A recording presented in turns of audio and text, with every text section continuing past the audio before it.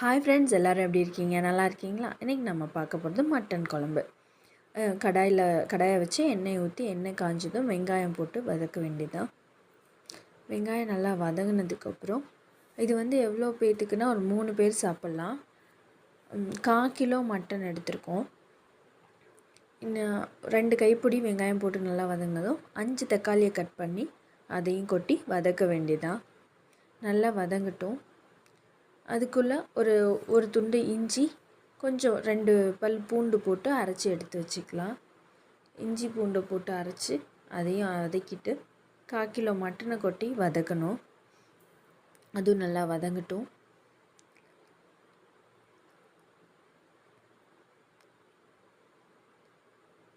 இது நல்லா வதங்கினதுக்கப்புறம் இதில் நாங்கள் அரிசி களைஞ்ச தண்ணி தான் யூஸ் பண்ணிப்போம். அரிசி கழுவி அந்த தண்ணியை யூஸ் பண்ணிப்போம். அதனால் ஒரு குக்கரில் அரிசி கழுவி தண்ணி எடுத்து வச்சுருக்கோம். இதை நல்லா வதக்கி விட்டு குக்கரை வச்சு வதக்கின எல்லாத்தையும் அந்த தண்ணியில் கொட்டி ஒரு 7 விசில் விட்டு எடுத்துக்கலாம்.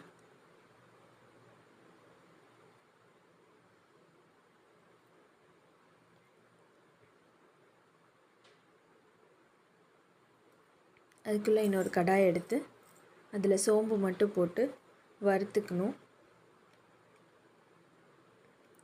சோம்பு வறுபட்டதுக்கப்புறம் கசகசா எடுத்துக்க போகிறோம்.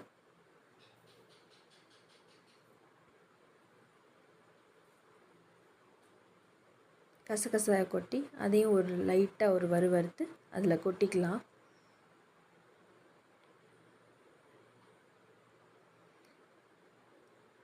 தேங்காய் துருவி எடுத்துக்குவோம்.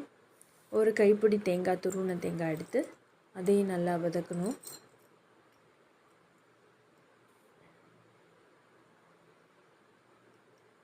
நல்லா வாசம் வர வரைக்கும் நல்லா தேங்காவை வதக்கணும்.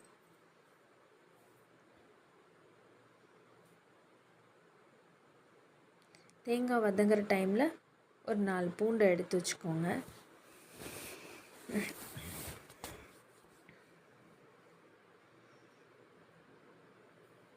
தேங்காயோட பூண்டையும் போட்டு அரைச்சி எடுத்துக்கலாம்.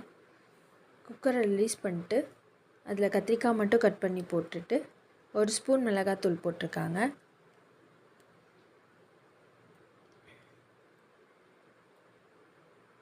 2 ஸ்பூன் மல்லித்தூள் போட்டுக்கோங்க.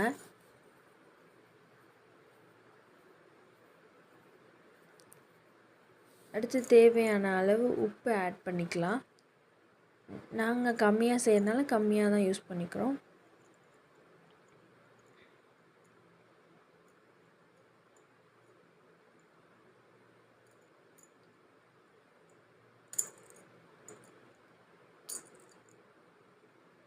உப்பு அளவு பார்த்துக்கோங்க.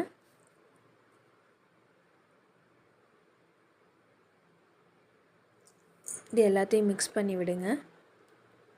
கொஞ்சம் தண்ணி ஊற்றி கொஞ்சம் கொஞ்சமாக மிக்ஸ் பண்ணி விடலாம்.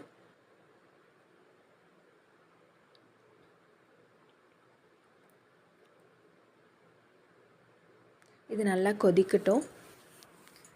கொதித்ததும் நம்ம அதுக்குள்ளே தேங்காவை அரைச்சி எடுத்துகிட்டு வந்து வச்சுக்கணும். தேங்காய் பேஸ்ட்டை போட்டு இன்னொரு தடவை மிக்ஸ் பண்ணி விடுங்க.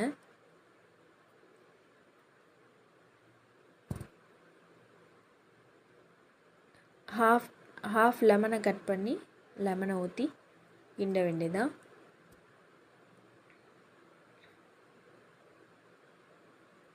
இதில் பட்டை, பூ, கிராம்பு, 2 பூண்டு, சோம்பு கொஞ்சம் நுணுக்கி போட்டு தாளிச்சிட்டு கருவேப்பிலை போட்டு தாளிக்க வேண்டியதான்.